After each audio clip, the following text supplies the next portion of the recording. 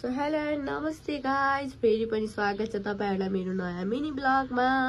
अनि आजको mini ब्लगको starting चाहिँ मैले मनोज बाबुको घरदेखि गरेको छु, किनभने हामी चाहिँ यहाँ लुगा धुन नुहाइधुवाइ गर्नको लागि आएको थियौँ कि बट नुहाइधुवाइ गर्न सक्दा बित्तिकै चाहिँ प्रतीक्षाले मैले सबैजना रिल्स बनाउन आँटेको थियौँ। आधी चाहिँ नबनाउने भनेर त्यहाँ बसिरहेको छिन् गाइज।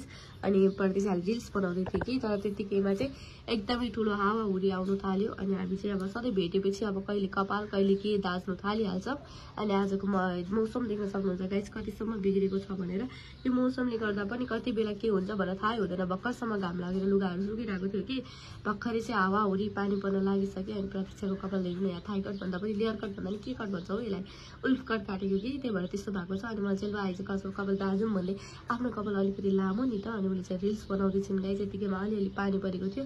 अनि ऊ चाहिँ जिस्काउँदै आगे छि कि गाइज। अनि आजको मौसम देख्न सक्नुहुन्छ गाइज, यतिसम्म अन्धर धुन्द भएको छ कि मलाई मात्र थाहा छ।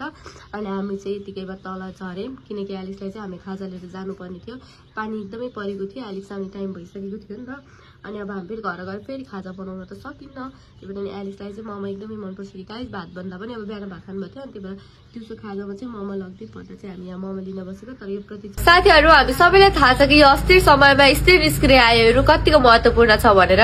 मैले तपाईहरुसँग मेरो भित्री कुरा साझा गर्ने निर्णय गरेँ। के यसले मलाई मद्दत गर्दछ त? मलाई तिनीहरूको गेम एकदमै मनपर्छ किनकि त्यहाँ आगमन र रोचक गेमहरू हुन्छ। यो गेम खेल्न एकदमै सजिलो छ र मैले स्किममा दिएको प्रोमो कोड युज गर्नुभयो भने 5,07,500 सम्म बोनस पाउन सक्नुहुनेछ। र मैले कमेन्टमा लिंक राखिदिएको छु, गएर चेक गर्नु होला। पनि हाम्रो झगडा चाहिँ कहीँ हुन छैन कि गाइज, देख्न सक्नुहुन्छ भने प्लेटसम्म ताकेकी छिन् कि।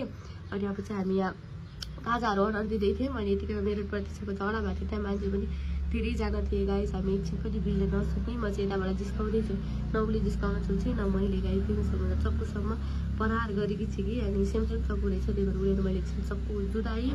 फेरि यस्तो गर्नुहुन भन्दा चुपचाप बस्यौँ कि। अनि अब चाहिँ हामी जानुभन्दा आँटेको बट बाटोमा गएको पानीले सबै भिजिसक्यो।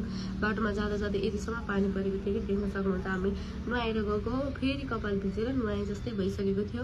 अनि प्रतीक्षाले चाहिँ उता खाजाहरू मनु बाबुहरू पनि आउँदै हुनुहुन्थ्यो। त्यही भएर हामीले चाहिँ खाजा चाहिँ एकै ठाउँमा लगिदिएको थियौँ कि। अनि हामीले यसरी बाहिरको नखाने भएर हामीलाई घर गएर फेरि अर्कोचोटि बनाउनु नै थियो। अनि त्यही भएर आखिरतिर चाहिँ मेरो नाक प्रतीक्षाको नाक पाली भएर देखाइदिँदैछिन्।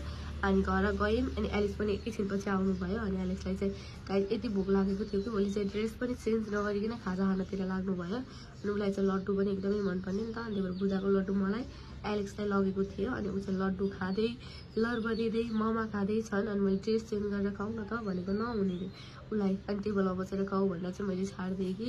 अब बेडमा बसेर खाइसकेपछि सुत्दै खाँदै गर्नुहुन्छ नि त। अनि ड्रेसहरू पोहोर हुन्छ नि त। So thanks for watching my video.